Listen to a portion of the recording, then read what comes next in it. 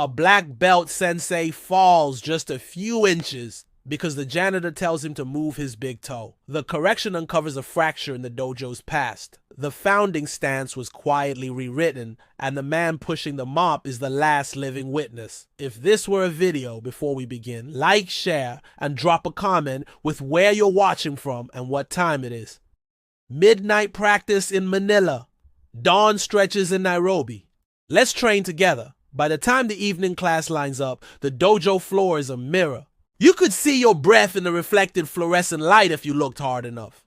Kaido Mori knows it because he put the shine there. Row by row, water churning in his bucket like old storms. He's 68, compact, with a careful slowness that makes people underestimate how fast he can step aside when a child dashes past him barefoot. Osu, says Sensei Riku Tanaka, and 30 students echo it, a rumble inside the wood. They begin with Kihon, foundations, stances, breath, hands. Kaido leans the mop against the wall and watches, pretending to count the scuffs he'll need to chase later. He's been here since the new owners took over, long enough for the parents to know his name, long enough that the kids feel comfortable asking him whether he ever studied karate. He always gives the same answer. I studied how not to slip. Tonight, Riku demonstrates a sequence he loves. From Zenkutsu Dachi, front stance, transition to Kokutsu Dachi, back stance, with a sweeping block. The pivot is the tricky part. Riku's voice is clipped, precise. Hips lead, feet follow, do not hang your weight on the outside edge. Again. Across the line, a teenager named Mei keeps landing just wide, her front knee collapsing inward, heel lifting. She's talented, flexible, sharp, but her balance fights her. On the fourth repetition, she totters. The room exhales a sympathetic, "Ooh!" "Stop," Riku says. He moves to her, takes her shoulders lightly, nudges her foot. "You're thinking about hands. Think about your center. The floor will tell you the rest." He demonstrates again, elegant as a metronome. Kaido doesn't move. He lets the moment reassemble. He knows the correction is almost right. Almost. The kind of almost that, repeated 1,000 times, builds a tiny error into a habit into a strain into an injury you can't name until a surgeon does. Mei tries again. She falls out of the stance and catches herself with a blush and a laugh she didn't mean to make. Riku sighs, not cruelly, but with the weary affection of a teacher who can see the shape of something that won't become itself. Once more, Kaido steps forward. He doesn't intend to. He just finds his feet already on the clean wood in the hush between command and repetition. The class's vision narrows to a single old man in gray coveralls walking into their geometry with a rag in his hand. "Sensei," Kaido says, bowing as deeply as his back will allow. "May I show her a thing about the big toe?" Silence splits in half. Riku blinks. He's 39, built like cable, polite out of reflex and pride. He has seen this janitor for months and never heard him say more than, "Excuse me." Most people who correct him are white belts on the internet. They don't use the word may. Riku nods once, the smallest permission. Kaido looks at Mei. He crouches, and the motion is startlingly fluid. Mop water smooth. He taps her front foot near the base of the big toe.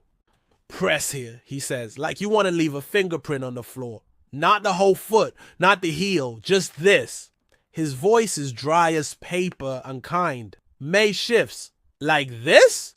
"More quiet," Kaido says. "It is not a stomp. It is a whisper that tells the rest of you where home is."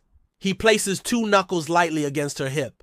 "Now send your hip toward your little toe. Yes, the outside. Don't chase your knee. Let your knee follow your hip like a loyal dog. Keep the toes whisper, then turn the belly button as if it were turning the moon." Mei breathes. She turns. This time the line of her shin stays friendly with her foot. Her heel kisses down instead of screaming up. The class makes a noise they didn't plan to make. Kaido smiles without showing teeth. Again. She does it again. The stance lands. Riku sees it. The clean alignment, the grounded softness, the way Mei's shoulders stop hunching now that her feet are speaking to the floor. "What did I change?" Kaido asks. "The toe," Mei says immediately. Kaito's head tilts. "You changed your attention. The toe is a place to put it. Your center was falling forward to save your hands. Now your toe holds the promise that your center will come back." Riku clears his throat. It is not jealousy. It is surprise wearing the same jacket. Thank you, he says. You've done this before? Kaido stands, no hands, effortless, and bows. A long time ago. A chuckle ripples. Someone whispers, plot twist. Riku gestures. Would you show the class? The transition I was teaching. Kaito nods. He steps into the rectangle of space the class leaves for demonstrations. He sets his feet like he's known them all his life, because he has. Front stance, back stance, the pivot between, it's not fancy. He moves like a sentence that's been rewritten until there's nothing extra left. He does it once a speed. The room shifts around his motion as if the floor expected him. No flourish, no clap in the air with his GIs. When he lands the back stance, the heel is down and the big toe is still doing its quiet work. Slowly, Riku says before he can stop himself. Kaito repeats it at 1/4 pace, narrating without jargon. I invite the hips. I don't drag them. My knee doesn't volunteer to be a hero. It waits for assignment. My shoulders do not file a complaint. My big toe, he taps the floor, doesn't forget the promise it made to not leave. He finishes. The air is warmer. Riku bows. The bow is small, but it belongs to the big vault where respect lives. Arigato. Please. Kaito says. He steps back, picks up the mop, and almost exits the moment the way he came in, like steam disappearing. I'll wait, Riku says, and he hears the question in his own voice. Who taught you that detail? I don't recognize the cue. Kaito rests both hands on the mop handle. He looks at the calligraphy on the wall. 2 kanji for the dojo name, framed by a photo of the founder, Kenzo Arata, a man with a face like a cliff and eyes like the space between waves. Kaito's mouth makes a shape that might be a smile or a wound closing. Oh, floors, he says. They taught me. The class laughs again, and Kaito lets them. But he leaves the line of his gaze on the founder's photo for 1 heartbeat longer than anyone expected, as if there's a conversation inside it that no one else can hear. After class, parents zip jackets and retie shoes. Students swarm Riku with questions about hips and toes. Mei bows to Kaito with a sincerity that seems too large for her teenage bones. Thank you, Mori-san. Keep the whisper, he says, tapping his toe lightly, and then he goes back to wringing out water like a man who has decided to keep being ordinary because ordinary is honest. Riku lingers by the framed photo when the room is nearly empty. The black and white face of Kenzo Arata seems different somehow. Not softer, but closer, as if the glass is thinner. There's a sound in the wall.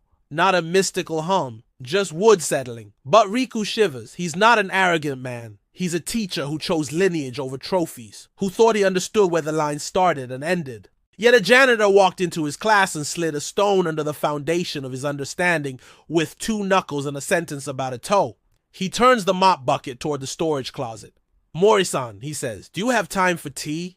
Kaito pauses. He does not look surprised. Yes, sensei. They sit on folding chairs in the office with the smell of tatami and cleaning solution between them. Riku pours from a kettle that always runs a degree hotter than it should. Kaito accepts without ceremony. On the wall hangs a framed copy of the dojo charter, signed by Riku's teacher, Takeda Shun, 20 years ago, when this building was a bakery and the dojo rented a room above the hardware store down the street. I learned from Takeda sensei, Riku says. He trained with Arata Shihan in the 70s. He taught the transition the way I showed tonight. I assumed he stops because the next part is a fog of assumptions. Kaito sips. Takeda Shun had beautiful hands, he says, like birds taking off. You knew him? Kaito looks at the steam rising from his cup. I knew his teacher. He tilts his chin toward the photograph in the hall and his teacher's floor. Riku waits. Arata taught the toe, Kaito says simply. Not as a trick, as a home. We forgot that when we decided to fight instead of stand. The sentence lands and keeps ringing. Riku feels the breath he took in his 20s. Long, endless. Leave him in one old exhale. What do you mean we? Kaito sets his cup down carefully. The mop is not a disguise, sensei, he says, and the formality is not a rebuke. It is a choice I made after I helped break something. Riku doesn't speak. He doesn't need to. The room is suddenly full of the weight of stories that have not yet put on their names. Kaito stands. I will show you a box tomorrow, he says. And a mistake. He moves to the door, pauses, and without turning adds, you teach well. You listen. That is why I spoke. When he's gone, Riku looks at his own hands. They are steady enough to hold cups, roll bandages, correct knees. They tremble anyway. On the corkboard above the desk, a schedule says Saturday History Night, Founders and Forms. Riku forgot they had planned it. He suddenly understands that Saturday will not be the lecture he thought it would be. He writes a single note on a sticky and presses it to the desk. Ask about the box. Ask about the toe. Ask what we broke. He leaves the lights on longer than he needs to. The photo of Kenzo Arata gathers the glow and seems absurdly to breathe. Saturday comes with rain that apologizes by being warm. The dojo's attendance doubles because parents like indoor traditions on wet weekends. There are folding chairs at the edges, a makeshift projector, and a table of rice crackers that go stale fast. On the wall, the flyer Riku forgot he printed 2 weeks ago. History Night, Where We Stand. Kaido arrives early. He's not in a GI, he's in the uniform of his choosing. The same gray coveralls, clean sleeves rolled once. In his hands is a wooden box with a brass latch. The kind you don't buy new because you can't make wood look that old, honestly. Riku bows to him in the office doorway. Their bows are more equal today. Not because belts changed, but because they found a council between them. Shall we? Riku says. Kaido touches the box with a gentleness that makes the brass look like bone. We shall. The students sit cross-legged. The parents sit the way adults do when their backs are no longer made of reliable lies. Riku introduces the session, a story about founders, about forms. He doesn't say about mistakes because he wants the story to be told by the one who owns it. Kaido sets the box on the tatami. He does not perform. He undoes the latch like he's untying his own shoe. Inside, wrapped in cloth that was once white and is now the color of the corner of old paperbacks, lie 3 things. A narrow ledger with crisp vertical writing, a black and white photo of a class lined up in a narrower, dimmer room, and a small wooden plaque inscribed with 2 characters burned into it by a steady hand. Kaido lifts the photo first. The class looks like every class. Children trying to be iron, adults trying to be water. The teacher in the center with a posture that makes the emptiness around him look busy. Kenzo Arata stands there with 20 students. On the far right, a boy of about 14 stares into the camera with a stubbornness that could tighten or loosen into anything. His left foot is forward. If you look closely, the big toe is pressed into the scuffed floor, even in stillness. That boy, Kaido says, tapping the corner, is me. The room inhales. Parents look at one another in that way, where the past suddenly becomes present because you can see it wearing the same eyes. Kaido lays the photo down and picks up the ledger. The pages are inked with dates and names, with notes that only make sense if you have stood in a stance long enough to understand why someone would track these things. He opens to a page near the middle and holds it so the front row can see. He doesn't pass it. Some things aren't for greasy fingers and curiosity, but he reads. 1974, June. Hachimon Kata, revised for speed. Tokyo removed, unusual. He flips a page. 1975, February. Takeda Shun, visitor, hands like birds. Another flip. 1976, August. Exhibition with Kyokusei Dojo. Audience claps. Arata sensei frowns at clapping. A giggle runs through the kids. Kaido smiles too, a small door opening. He turns another page. The ink is blacker, like whoever wrote it pressed harder. 1977, November. Disagreement. Matsunaga says stances must be lighter to win. Arata says winning is a side effect of standing correctly. Matsunaga asks who decides what correct is. Arata says the floor. Kaido closes the ledger. I write those lines. I was the uchideshi, the living student, who swept and recorded, who set out the sandals and brought in the mail. Like a janitor, a child says, not to be rude, but because his mind is making useful bridges. Kaido nods. Yes, I've been a janitor for a long time. Riku tilts his head. Matsunaga? Kaito's eyes flick to the charter on the wall and then back. Hiro Matsunaga became Takeda Shun's training partner. He liked to compete. He was good at making crowds heal with their eyes. When he argued for lighter stances, he was not wrong about speed. He was wrong about where balance begins. And the toe? Mei asks from the front row, leaning forward like a plant that has turned toward better light. We removed the toe, Kaido says as if he's saying, we removed a screw from a bridge. Why? Mei asks. Because in tournaments, the toe slows the transition half a heartbeat, Kaido says. Because judges like obvious acceleration. Because in photographs, the heel up looks dynamic. because we forgot that the toe is not a brake, it is a doorstop that keeps the door from drifting shut. He picks up the small wooden plaque. 2 characters are burned into it. Shikan, the dedicated stance, the view that does not blink. He holds it with both hands, thumb resting on a dent that looks like a thumb should rest there.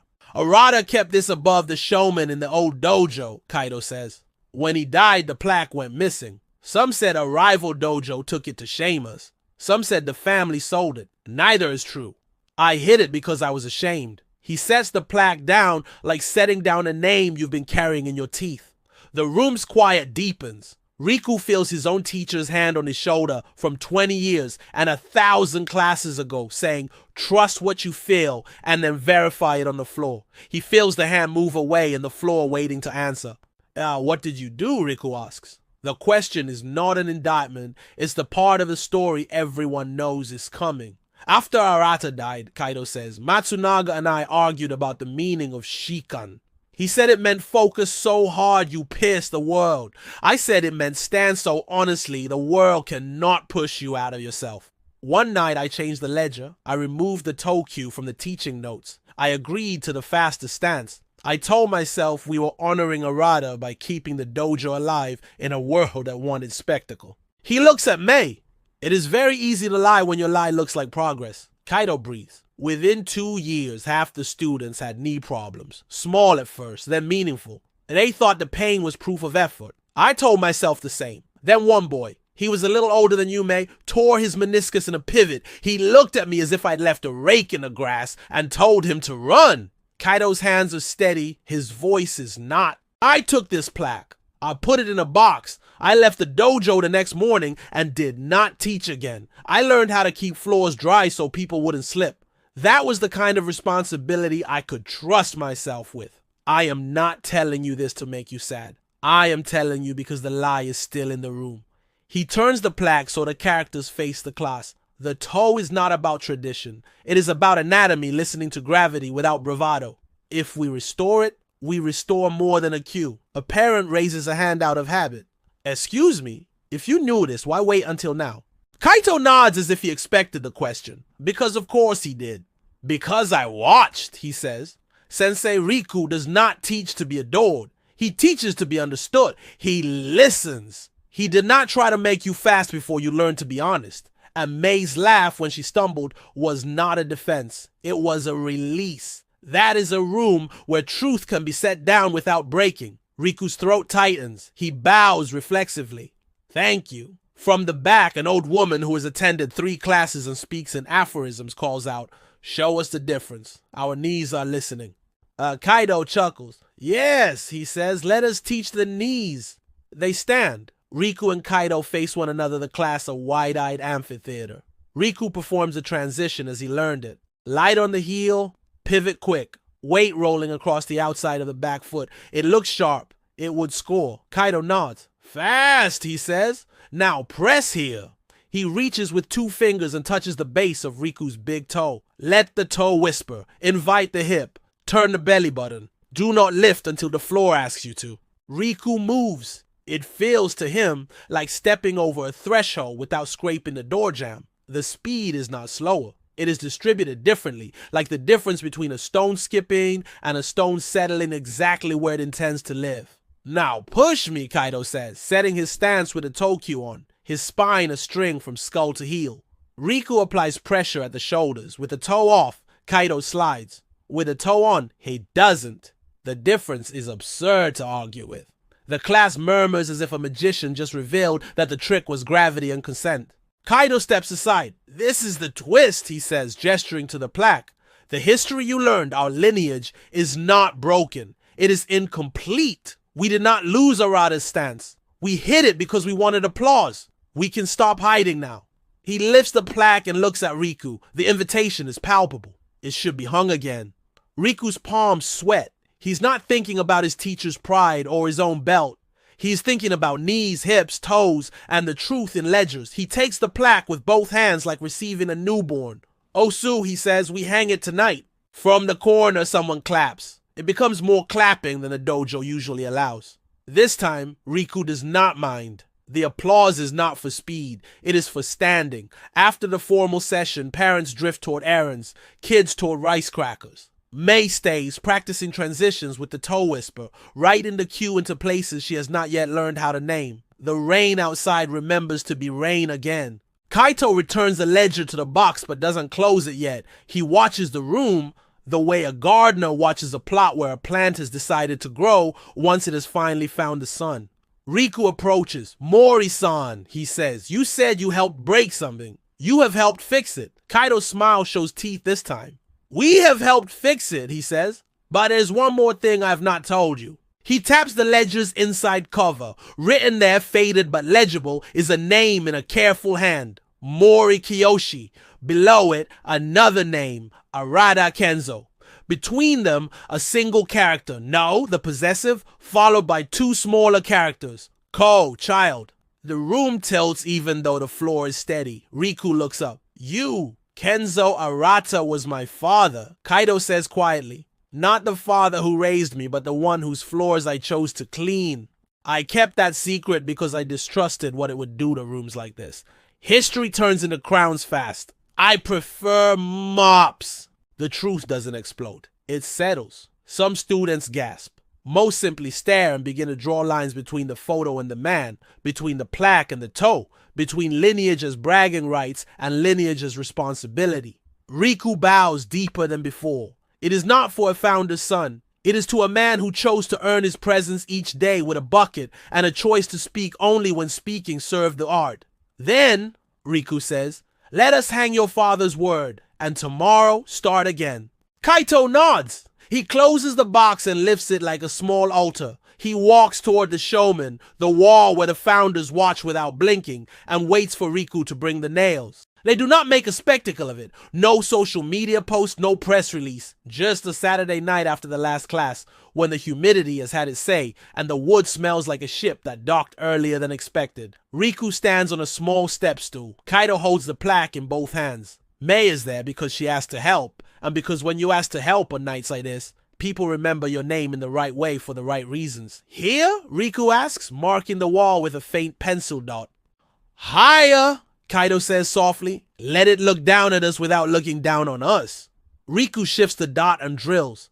The sound is rude but brief. He sets the nail and taps, tap, tap into the stud. Kaito lifts the plaque and hands it up with an odd little ceremony none of them practiced, but all of them knew how to do. Riku hangs it. The character Shikan tastes the new air. They step back. The wall looks complete the way a face looks complete when you remember the name of the person you love. "Now," Kaito says, "we relearn how to stand." They take positions, the three of them, and then more, students who had lingered over snacks. A parent who pretended to be looking for keys just to be included, the old woman who speaks in aphorisms. They line up as if answering a roll call in a memory. Riku leads the sequence. From Zenkutsu to Kokutsu. Press the toe, invite the hip. Do not hurry the heel, lest a belly button turn the moon. They move. The room moves with them. It is not perfect. A perfect room is a dead room. This one breathes and stalls and tries again. Halfway through, Riku stops them. "May," he says, "would you demonstrate?" Her eyes widen. She steps forward. She sets her front foot, presses the toe as if leaving a promise in the wood, and moves. It is unforced. If you slowed it to 1 frame per heartbeat, you'd see 1,000 small understandings shaking hands with one another. "Good," Kaito says. Again. She does it again and again. At the 5th repetition, she makes a face, a tiny frown. "It feels quiet," she says, hunting for the word. "Exactly," Kaito replies. "Quiet is not slow. It is clean." The old woman, Auntie Keiko as everyone calls her, though nobody knows if that's actually her name, snorts. "Quiet is how your knees say thank you," she declares. They laugh, and the laugh makes the stance better somehow. Riku gestures for the class to partner up for a push test. One person in a stance, the other applying gentle pressure at the shoulders. They test with the toe off and with the toe on. The differences educate without humiliating. It is a night of converting opinion into felt sense. Kaito circulates not as a master, but as a custodian of cues. He taps a toe here, a hip there, a shoulder blade that is trying to do a job it was not hired for. He says little, When he does, it is the smallest sentence needed to unlock the next inch. At one point, a senior student, Daisuke, big, competitive, asked the question everybody in competitive arts eventually asks when told to slow down. But will this win fights? Kaito stops. He regards Daisuke as if regarding a nephew he likes too much to lie to. If your only question is winning, he says, you will win for the wrong reasons and lose for the same. If your question is whether this stance leaves you when panic arrives, the answer is no. It will not leave you. Your toe will be there when your thoughts try to run. That is the kind of winning that keeps your joints and your kindness. Daisuke looks away, embarrassed to have wanted something smaller than what was offered. Osu, he mutters, which is the closest thing the room has to my bad, and thank you mashed together. As the hour lengthens, the plaque seems to deepen the color of the wall.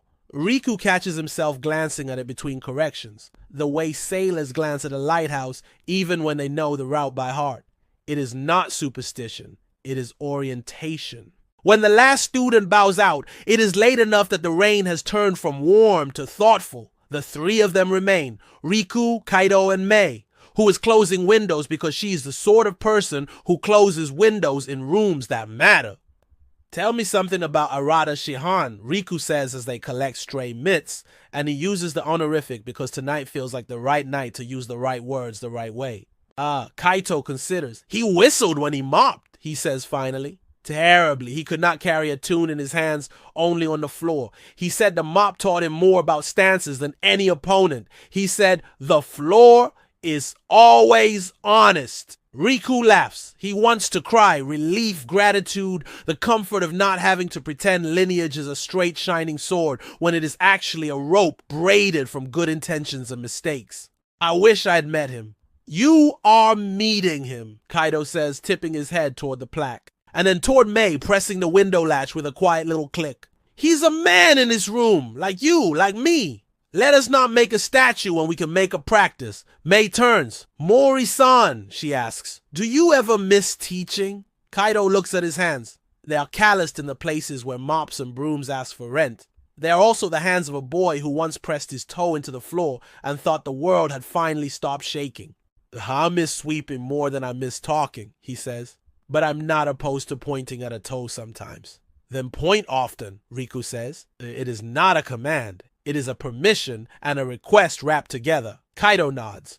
I will return the ledger to the box tonight, but the box will stay in the office. Anyone may read it here. We will not make a copy. We will make better knees. They lock the doors. Outside, the city has a sheen of something recently made new. They part at the corner with boughs that look like men putting down small stones after carrying them too long. In the weeks that follow, the change is visible in the way students walk to their cars. Parents notice children complaining less about their ankles after drills. Daisuke discovers that a stance that does not abandon him makes his punches meaner in a kinder way.